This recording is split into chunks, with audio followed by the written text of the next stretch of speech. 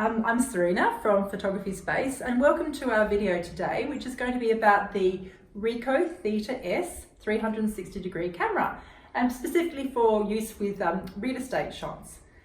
Now, this camera is a great camera. There are others on the market, but we like this one, and there is a newer version called the Ricoh Theta V, which the difference between the two cameras is that in video it has the newer model, the V, has a 4K video capacity. But for what we're doing today, for stills, to create a 360-degree view of the room, you don't need the video option. So the thing about this camera is it's small and compact. It does have two cameras, one on the front and one on the back. So be very careful about putting it down because you can scratch the glass on the front and the back. It comes with a little pocket sleeve like this, and I also keep it actually in an old sunglass case to protect the lenses. Now it's quite simple and easy to use. It has the button on the front, which is the switch for taking the photos. And then on the front, once it's turned on, there are two little blue things that come up here, which are controllable by the side. So you switch the camera on with this top button here. The button below is to connect the camera for Wi-Fi. I'll come back to that in a minute. And this one button down below converts it either for stills image or for videos. Okay, so what other equipment do you need to take photos? So for real estate, it's really imperative to get the horizontals horizontal and the verticals vertical. So you really need a tripod. We have the Manfrotto B3, which is a small, lightweight tripod, and the phone can just screw onto the top in this position like this. Very easy to do and set up. The other nice thing about this tripod is it's small, and that's what you're wanting when you're creating 360-degree images, is that you want a small footprint on the ground. So the smaller the footprint on the ground, the less that you're going to see captured within the image. This camera actually takes 180-degree shots, which are then blended together within the camera. Now, the height that you're going to be shooting at is about this height. As I said in previous videos, most of the time I'm shooting from my knees. So that's about the height that you want to set the tripod up at. Okay, a ball head is also handy, as in previous videos that we've done, because you can really get the angles straight and the camera straight sitting on top of the tripod. Okay, the next thing you need, preferably, is to be able to control the Ricoh Theta S from outside the room. So this has Wi-Fi capacities, which you can set up to your phone or your iPhone or your iPad, and then you can actually move out of the room when you take the photo. So much better to do it that way. So it's better to have actually an iPhone rather than an iPad, because one of the apps, the Theta Plus, which we'll go into a little bit later, doesn't actually download onto the iPad. So better to use your iPhone and control this camera from your iPhone within a different room.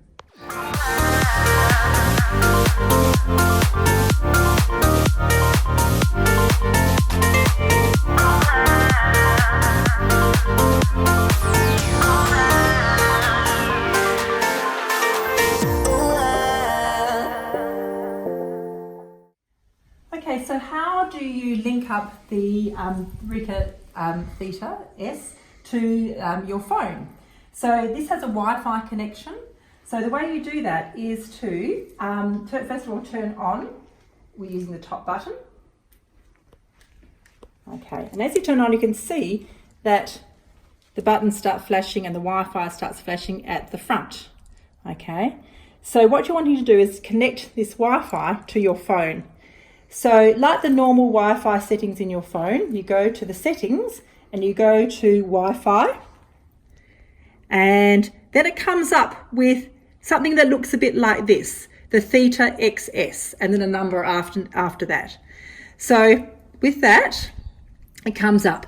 Now mine has already recognized the camera, but with anything, you'll need to link up to use a password when you're initially linking up your phone to the camera.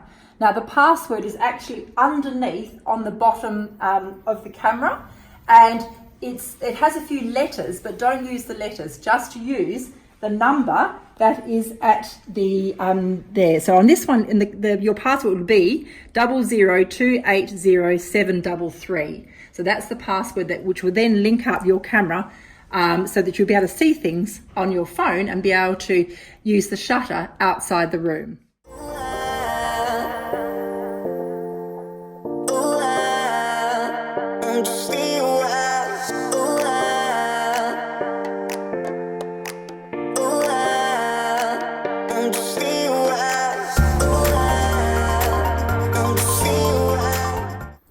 Okay, so to control it, you need to have downloaded the apps from the App Store. So you'll need, well, there's 2, maybe 3 apps that you'll need to download to actually control the camera. The first one here is the Theta app, which looks like this one here. The other app that would be good to download would be the Theta Plus. So this is the one that doesn't download to an iPad, and that is the editing. So you can edit your images within your camera, within your phone. So download those 2. They're both free from the App Store. So they're essential. Okay, so the Theta app is what this app here, the black and white one, is what you wanted to control the image. And as you can see, we're now live. You can either have it in this flat plane, or you can swap this here to make it 360 and see exactly what you're going to be taking. And it's really handy to actually have this when you're outside the room, to set the camera up at the right angle.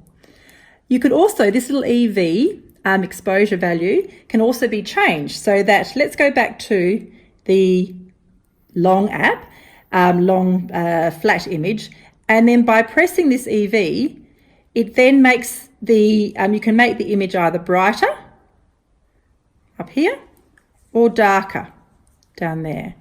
So depending on what you're focusing on, what the camera is looking towards, just get that right as well. So less time in post-production afterwards.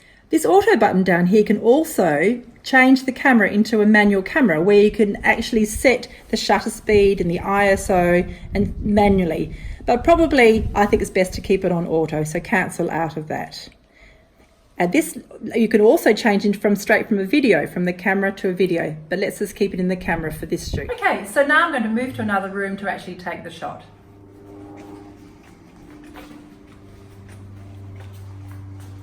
Okay, so all you do now is take the shot by pressing this button in the center. You'll hear the camera go off in the other room. You'll see that the image is now synthesizing, and there it is. Easy as that. Okay, so now you have the image. Just make sure that you save the image to the phone. So you do that by pressing this little left button down the left here. Okay, and then it comes up with the cam images. They're not transferred, they're transferred, or all of them. So this is today's date, and you just tap on the image, which is that one there, and it says transferring one image.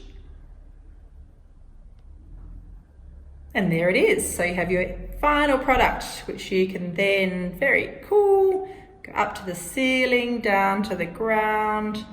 See, 360 degrees, all pretty well exposed as well. You can see both the inside and the outside. Okay, the only thing is this tripod is in it, but there's no sort of getting around that.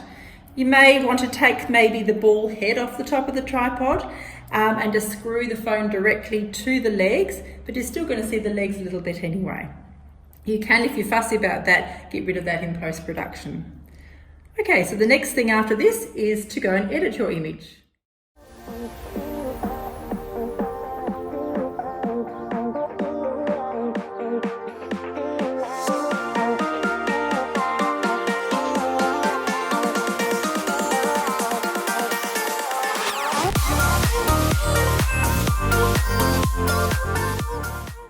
Now this is where you want to be using the next app that you've downloaded, and that's the Theta Plus app. So this is the editing part of the program. Okay, so you choose your image from your camera roll, which is this one, and it says Edit a Still Image. So you've ticked that one, press down here, Edit a Still Image. And then you have all these settings along the bottom here, and all ways that you can actually view your image. So this one is a mirror ball. Little planet is quite cool, but not really for what we're doing, but it's quite cool if you're on holidays or doing any landscapes. The dual screen shows what the images that your two cameras have taken.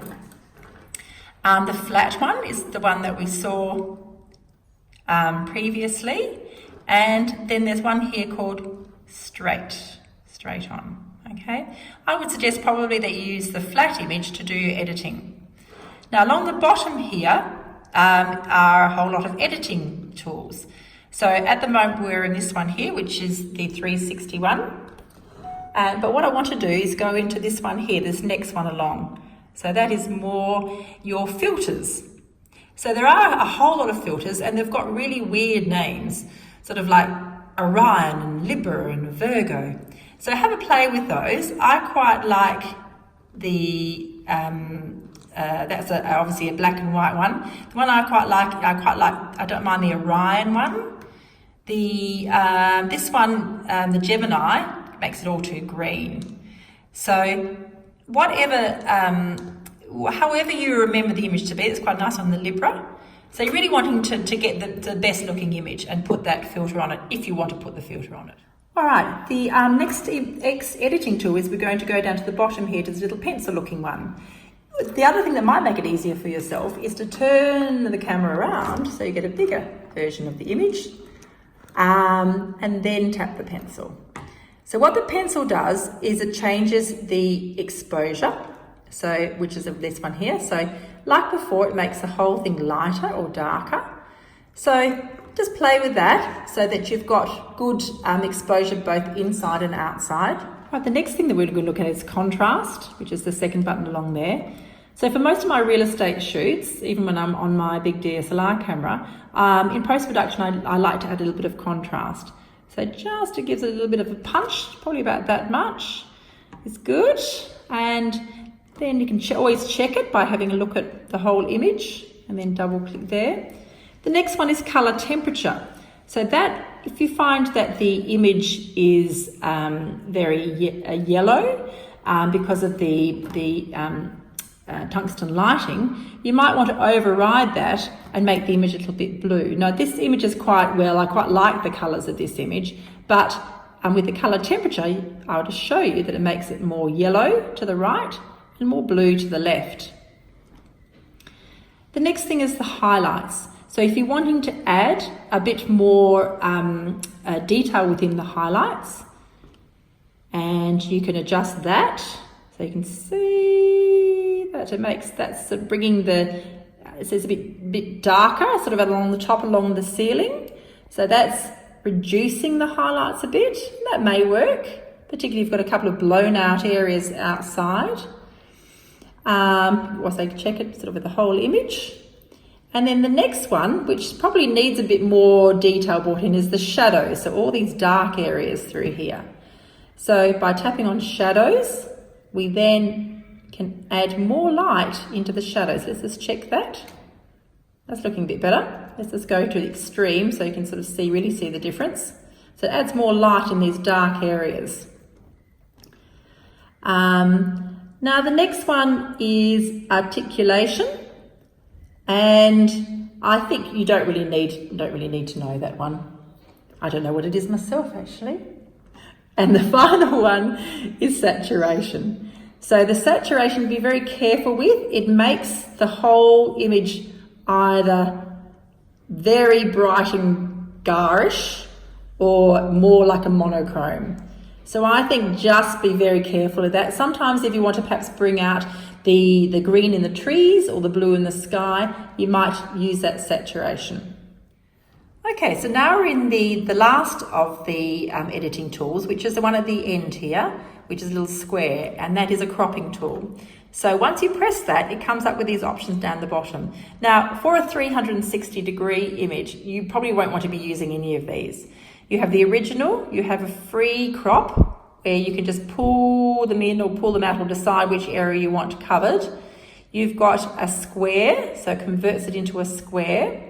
You have a long, narrow 2x1 sort of image, a 4x3, which is what the mirrorless cameras shoot, a 3x2, which is what other DSLR cameras shoot, and a 16x9, which is cropped in and it ends up a bit like your TV. But keep it at the original for a 360-degree image.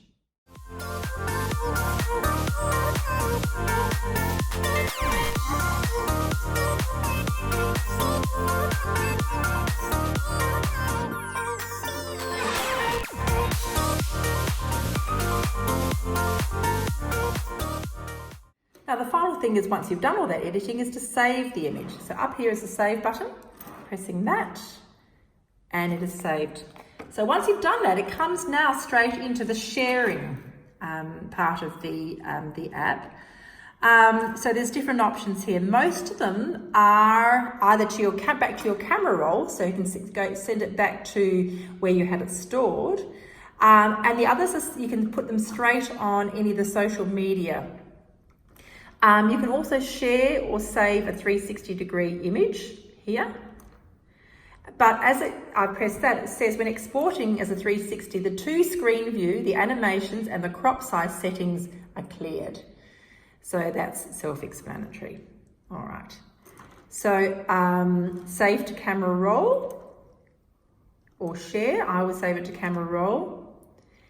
And it's finished saving the image. So it's now back on your camera roll, and you can save it in different sizes as well. So let's save it as a large, okay, as well. So it's also saved the image as well as the 360. Okay, so don't get those two confused. The 360 is what you're wanting, and that's okay. Okay, so then how do you upload these images to your web server? As I've said before, that the apps, the Theta Plus, automatically can upload them to social media, but you're probably wanting to use them to upload to your website. So you're going to have to put the images on your computer. You can also have the Ricoh Theta app, not the Plus, but the Theta app on your computer, so that you need to drop those images that you edited on your phone into, first of all, into the Ricoh Theta app. Once you've done that, you actually need to add the metadata so that when you're on your website, that it recognizes it as a 360-degree spherical image. So you're going to need to upload the images from your Ricoh Theta to another program. Now there's a list of programs that could work. They all do cost something. And all the list of these will be in the notes that we supply. So it depends on what you want to pay, really. The ones that the one that I use is an editing program called Final Cut Pro. There is also, which is an Apple product. There's also Premiere Pro, which is an Adobe product. There's other ones here. I have to refer to my notes because I don't use them very much. But there are other ones that can also edit videos as well. And also, if you have single images, 360, and you want to do a walkthrough from one room to another, you're going to have these programs to do it, to actually link up the images that you've taken of each single image of each room and link them up and show people that they're walking from one room to another. So some of the other programs are Easy Pano. There's another one called 3D Vista. Another one called VPix 360, and they're desktop programs. There's another one for mobile devices, one called RoundMe and one called The Viewer. So there's a list there that you can look at and see what sort of best suits your expertise and price.